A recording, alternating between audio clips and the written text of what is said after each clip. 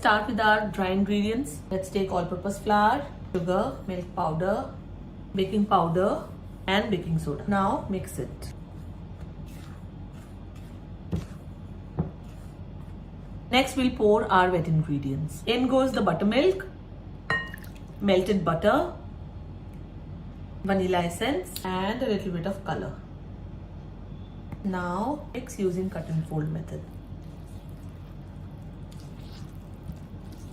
Adding a tablespoon of warm water. So once this is mixed, keep it aside and take 2 overripe bananas and mash them.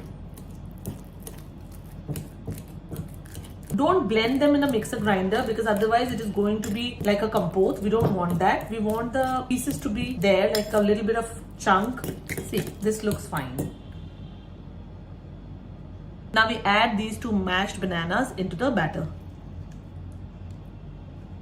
And don't use a mixer, just use cut and fold to mix it. Don't use a hand blender. Now fill in your tins and it's ready to be baked. So once you have filled in your baking tins, you can use any round tin or square tin or whatever you have handy. These are basically my bread loaf tins, but feel free to use them. Then we add in chopped walnuts. Banana and walnut go very well together. So top it up with a lot of chopped walnuts and it's ready to bake now. So look how beautifully it's baked. So your banana bread is ready.